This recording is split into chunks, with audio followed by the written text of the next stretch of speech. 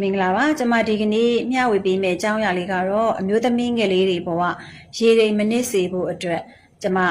မျှဝေပေးရခြင်းဖြစ်ပါတယ်ရှင်အဖြစ်ပြက်လေးကတော့အသက်20ကျော်မိန်းမဖြူလေးကသူ့အမေနှလုံးရောဂါတဲ့မိခင်အိုကြီးကိုလှုပ်ကြွေးပြုစုဖို့အတွက်နေရနေပြီးတော့ရန်ကုန်ကိုလာပြီးတော့အလုပ်လုပ်တဲ့မိန်းကလေးတယောက်ပေါ့လေ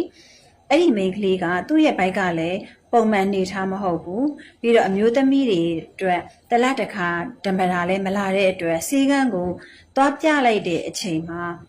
သူလုံးဝကိုအံ့အားသင့်တဲ့အဖြစ်အပျက်ကြီးတစ်ခုသူကြားခဲ့ရတယ်အဲ့ဒါကဘာလဲဆိုတော့သူ့မှာကိုယ်ဝင်2လရှိနေပြီဆိုတာကိုဆရာဝန်ရဲ့စစ်စစ်ချက်အရသူသိလိုက်ရတယ်ပေါ့လေအဲ့ချိန်မှာအမျိုးသမီးငယ်လေးကဘာဖြစ်သွားလဲဆိုသူဒါအံ့အားသင့်သွားတယ်ဘာဖြစ်လို့လဲဆိုတော့သူ့မှာချစ်သူရည်စားလည်းမရှိသလိုဒီအမျိုးသားတွေနဲ့အတူတူနေထိုင်ခဲ့ဘူးခြင်းလည်းမရှိဘူးအဲ့တော့ तू ကစိတ်ဓာတ်တအားကြတယ် तू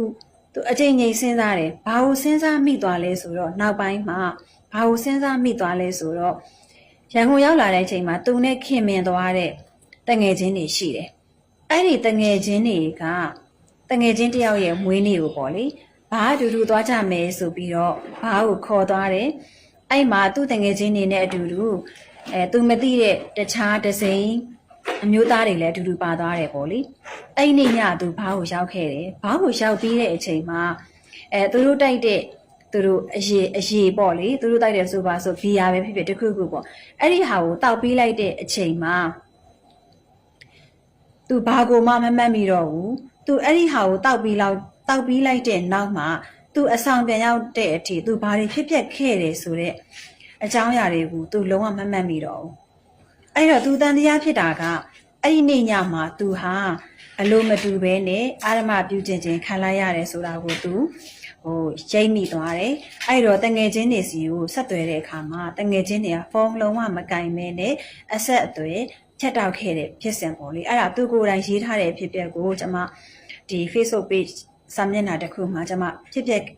တဲ့အကြောင်းအရာလေးကိုကျွန်မဖတ်မိတာပါရှင်